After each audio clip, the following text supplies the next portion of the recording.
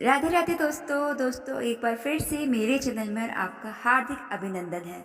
दोस्तों आज मैं आपको अपरा एकादशी के बारे में पूरी जानकारी दूंगी कि उसका शुभ मुहूर्त क्या है। अपरा एकादशी 3 जून को है या 2 जून को है और उसका पारण का समय क्या है, मैं आपको सब बताऊंगी। बस आप वीडियो को अंत तक ज़रूर देखें। दोस्तों जेठ महीने में भीषण गर्मी वाला होता है, आप सभी जानते हैं। इस समय सूर्य देव चंद्र चरम पर होते हैं। माना जाता है इस दौरान उन्हें जल चढ़ाने से भाग्य उदय होता है और मान सम्मान में वृद्धि होती है। धार्मिक दृष्टि से भी इस महीने को महत्वपूर्ण माना गया है। यह भगवान विष्णु का प्रिय महीना है। इस महीने में उनकी पूजा करने से शुभ फलों की प्राप्ति होती है। यही नहीं, जेठ माह में माँ गंगा और हनुमान जी की पूजा का भी विशेष महत्व है दोस्तों। वहीं हर साल जेठ माह के कृष्ण पक्ष की एकादशी तिथि को अपरा एकादशी मनाई जाती है। इस दिन उपवास रखने से व्यक्ति को अपार धन की प्राप्ति होती है। इसे जल क्रीड़ा एकादशी और अचला एकादशी के नाम से भी जाना जाता है। अपरा एकादशी का मतलब है अपार पुण्य। मान्यता कि इस दिन विष्णु जी की पूजा करने से व्यक्ति के दुखों का अंत होता है और सुख सौभाग्य की प्राप्ति होती है। इसी कड़ी में आइए जानते हैं इस साल इस उपवास को कब रखा जाएगा। दोस्तों पंचांग के अनुसार अपरा एकादशी का जो शुभारंभ हो रहा है वो 2 जून की सुबह 5:04 पर होगा और जो इसका समापन होगा वो होगा 3 जून की रात रात 2:41 पर। तो उदय तिथि के अनुसार इस साल अपरा एकादशी का व्रत जो रखा जाएगा वो 2 जून को रखा जाएगा। दोस्तों इसका पारण का जो समय होगा वो होगा 3 जून को 8:05 सुबह से लेके 8:10 तक, यानी आपके पास सिर्फ 5 मिनट का समय ही होगा पारण का। तो इस समय आप कुछ भी दान देकर आप खा सकते हैं और आपका व्रत पूरा हो जाएगा दोस्तों। तो चलिए आप जानते हैं इसकी जो पूजन विधि होगी वो क्या होगी। अपरा एकादशी का व्रत शुभ फलों से भरा है। माना जाता है कि इस व्रत को रखने से पहले यानी 10वीं के दिन शाम में सूर्यास्त के बाद से ही व्यक्ति को भोजन नहीं करना चाहिए दोस्तों। फिर एकादशी के दिन सुबह स्नान के बाद विष्णु जी की विधि अनुसार पूजा करनी चाहिए और इस दौरान पूजा में तुलसी पत्ता, श्रीखंड, चंदन, गंगा जल और जो भी फल है, जो मौसमी फल हो, उनका प्रसाद भगवान जी को अर्पित करें। आजकल तो आम खरबूजा का मौसम है तो उसका भोग लगा सकते हैं, जो कि अति उत्तम होगा। व्रत रखने वाला जो है वो पूरे दिन अन्न का सेवन नहीं करेगा। यदि अगर आपको जरूरत पड़ जाए तो आप फलाहार ले सकते हैं। अपरा एकादशी की शाम को विष्णु जी की आराधना करें और विष्णु सहस्त्र नाम का पाठ करें। दोस्तों माना जाता है कि विष्णु सहस्त्र नाम का पाठ बहुत ज़्यादा विशेष फलदायक होता है। आप इस दिन अपरा एकादशी के दिन विष्णु मंत्र का जाप जरूर कीजिएगा। आप सिंपल सा छोटा सा मंत्र है ओम नमो नारायण, इसका जाप कर लीजिएगा, या ओम नमो भगवते वासुदेवाय, इसका जाप कर लीजिएगा। ओम श्री विष्णवे च विद्महे वासुदेवाय धीमहि तन्नो प्रचोदयात, यह है विष्णु गायत्री मंत्र, इसका जाप कर सकते हैं। नहीं तो आप मंगलम भगवान विष्णु, मंगलम गरुड़ध्वजा, मंगलम पुंडरीकाक्षाय, मंगलाय तनोहरि, आप इसका भी जाप कर सकते हैं। और एक और मंत्र है, एक स्तुति है, आप उसको भी पढ़ सकते हैं। शांतकारम भुजगशयनम पवनाम सुरेशम विश्वधारम गगन सदृशम मेघवर्ण शुभांगम, इसका भी आप जाप कर सकते हैं दोस्तों।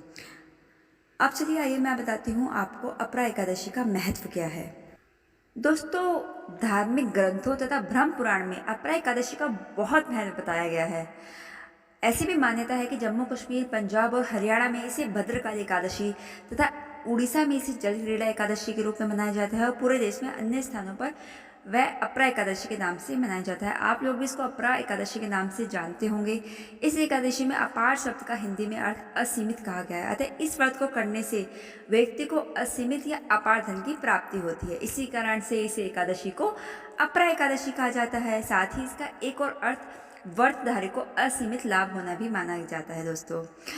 अपरा एकादशी के महत्व के बारे में कहा जाता है कि स्वयं भगवान श्री कृष्ण ने पांडु पुत्र राजा युधिष्ठिर को इसके बारे में बताया था, जिसके अनुसार इस एकादशी व्रत को रखने वाला व्यक्ति पुण्य कर्मों के कारण जग में बहुत प्रसिद्ध होगा। साथ ही यह भी कहा गया है कि इस पावन व्रत को रखने से गंगा स्नान करने के समान लाभ प्राप्त होता है। और ऐसा भी माना जाता है कि अपरा एकादशी का व्रत समस्त पापों को नाश करने वाला है। इस एकादशी का व्रत नियमों का पालन करते हुए करने से सभी पापों से क्षमा मिल जाती है और मोक्ष की प्राप्ति भी होती है दोस्तों। तो मैंने आपको इसका महत्व भी बताया है दोस्तों। अब मैं आपको बताने जा रही हूँ अपरा एकादशी की व्रत कथा। तो चलिए आइए शुरू करते हैं अपरा एकादशी की व्रत कथा। पौराणिक कथा के अनुसार प्राचीन काल में महीध्वज नाम का एक धर्मात्मा राजा राज्य करता था। उसका छोटा भाई वृषध्वज क्रूर, अधर्मी और अन्यायी था। वह बड़े भाई से द्वेष रखता था। एक दिन उसने बड़े भाई की हत्या कर दी और उसके देह एक जंगल में पीपल के पेड़ के नीचे गाड़ दिया। अकाल मृत्यु के कारण राजा प्रेत बन गया और उसी पीपल के पेड़ पर रहकर उत्पात करने लगा। एक दिन धौम्य ऋषि वहां से गुजरे। उन्होंने पेड़ पर प्रेत देखा और तप के बल से प्रेत के बारे में सब जान लिया, साथ ही उसके उत्पात का कारण भी समझा। इसके बाद ऋषि ने उस पीपल के पेड़ से उतारा और परलोक विद्या का उपदेश दिया। इसके अलावा ऋषि ने स्वयं ही राजा की प्रेत योनि से मुक्ति के लिए अपरा एकादशी का व्रत किया। उसके प्रताप से वह राजा प्रेत योनि से मुक्त हो गया और ऋषि को आभार व्यक्त कर दिव्य देह धारण कर पुष्पक विमान से स्वर्ग चला गया। तो दोस्तों, ये थी अपरा एकादशी की व्रत कथा।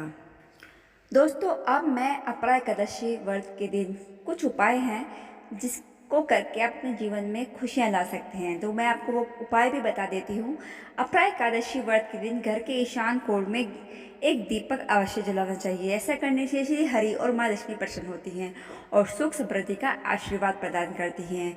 इस दिन, विशेष दिन पर पूजा के समय ओम नमो भगवते वासुदेवाय नमः इस मंत्र का कम से कम 108 बार या 3 या 5 माला जाप जरूर करना चाहिए। ऐसे करने से भी भगवान विष्णु की कृपा प्राप्त होती है। इसके अलावा आप कोई सा विष्णु मंत्र जो आपको आता हो वो भी पढ़ सकते हैं। अपरा एकादशी व्रत के दिन पीपल के वृक्ष की उपासना का भी विधान है, इसलिए इस विशेष दिन पर पीपल के पेड़ को जल अर्पित करें और संध्या काल में पेड़ के नीचे घी का दीपक जरूर जलाएं।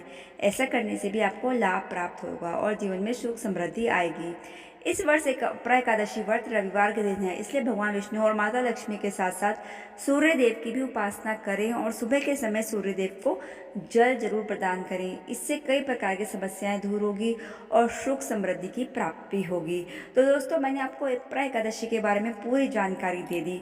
अगर आपको मेरा वीडियो अच्छा लगे तो आप इसको और भी अपने रिश्तेदारों में, अपने जानने वालों में ज़्यादा से ज़्यादा शेयर करें और इस वीडियो के लाभार्थी बनें। और अगर आपको मेरी वीडियो पसंद आए तो आप लाइक ज़रूर कीजिए, मेरे चैनल को सब्सक्राइब ज़रूर कीजिए।